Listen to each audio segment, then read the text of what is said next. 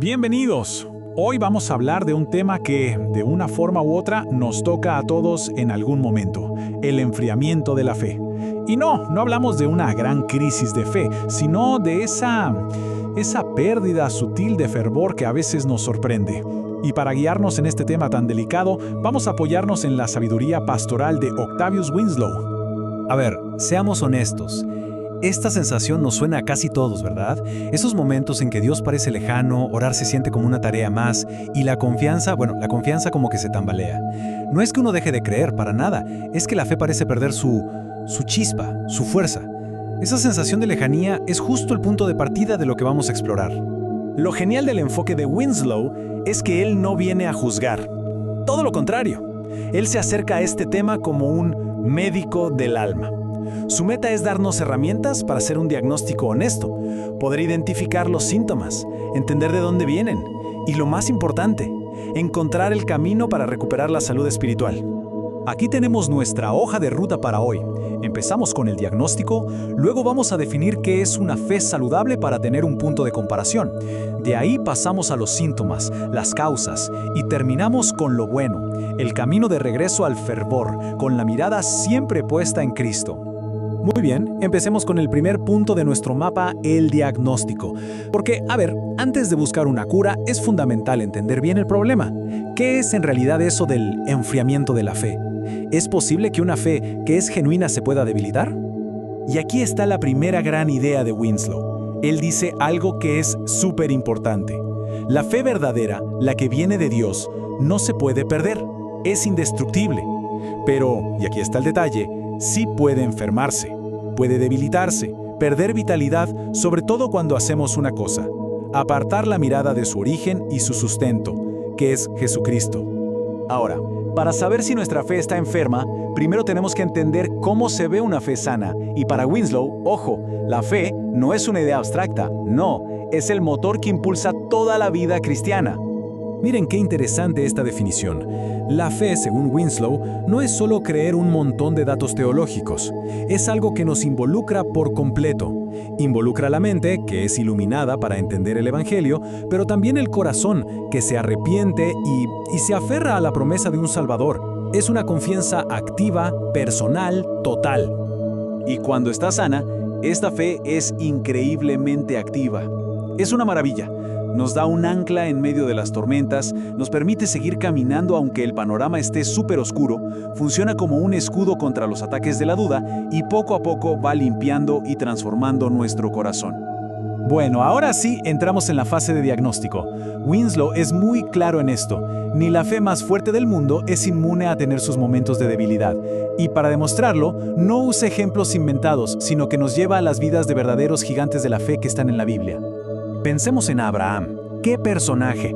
Por un lado, tuvo una fe tan robusta que estuvo dispuesto a sacrificar a su propio hijo, confiando ciegamente en Dios. Pero ese mismo Abraham, en otro momento, por puro miedo, mintió sobre su esposa, demostrando una desconfianza total en la protección de Dios. La misma persona, dos estados de fe totalmente opuestos. O miremos a Job. Después de perderlo absolutamente todo, tuvo la increíble fortaleza para decir: Jehová dio y Jehová quitó, sea el nombre de Jehová bendito. Una fe asombrosa, pero con el tiempo el dolor fue tan grande que lo quebró y llegó al punto de maldecir el día en que nació. Y quizá el ejemplo más dramático es el de Pedro, el mismo que se bajó de la barca y caminó sobre el mar hacia Jesús. Ese mismo Pedro, un tiempo después, aterrorizado por la pregunta de una sirvienta, negó conocerlo 3 veces.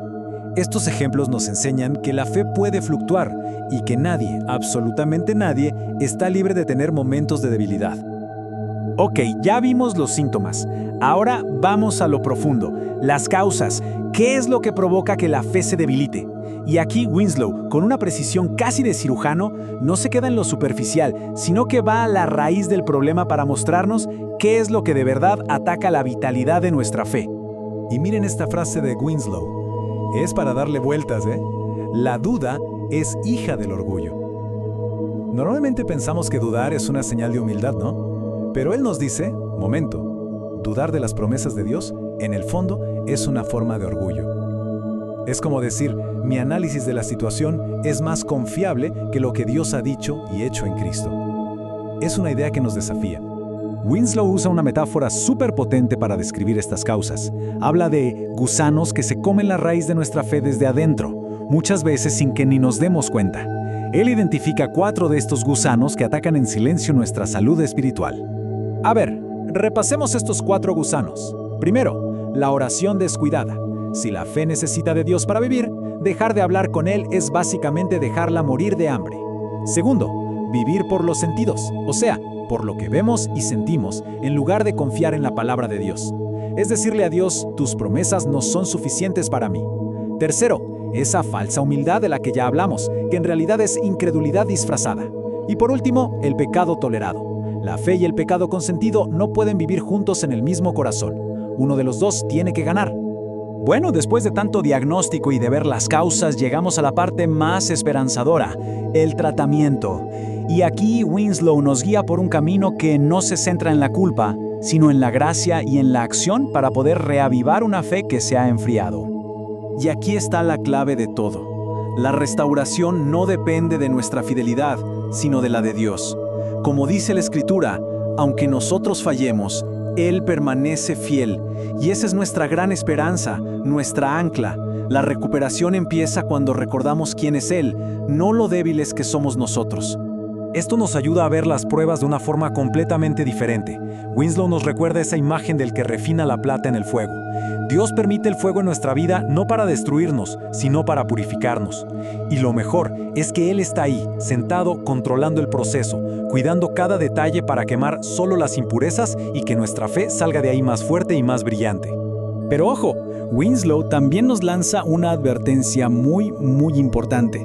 Cuidado con convertir nuestra propia fe en nuestro Salvador. Es una trampa sutil en la que es muy fácil caer, ¿no? Empezar a mirarnos a nosotros mismos, a medir si tenemos suficiente fe, en lugar de mirar al objeto de nuestra fe. La fe nos salva. La fe es simplemente la mano vacía que recibe el regalo. Es el instrumento, el canal, pero no es la fuente. El fundamento sólido, la roca sobre la que nos paramos, no es la calidad de nuestra fe, sino la persona y la obra perfecta y terminada de Jesucristo. Y todo este recorrido nos lleva a la conclusión final. Después de analizar el problema, las causas, las soluciones, todo el argumento de Winslow se reduce a un solo principio. Uno que es simple, pero increíblemente poderoso. Y esta es la gran lección de Winslow, el resumen de todo. La solución no es obsesionarnos con nuestra fe, tratar de fabricarla o de medirla constantemente. Eso solo nos va a llevar al agotamiento y a más dudas. El verdadero alivio, la verdadera fuerza, el verdadero descanso está en dejar de mirarnos a nosotros mismos y poner los ojos en Jesús. Así que la invitación final es simple y profundamente pastoral. No hay que esperar a sentirse mejor o a tener una fe más fuerte para ir a Cristo. La invitación es a acudir a Él ahora mismo. Así como uno se encuentra, con una fe débil, con dudas, con el corazón frío, porque es en Él y solo en Él donde se encuentran la sanidad y la renovación que tanto necesitamos.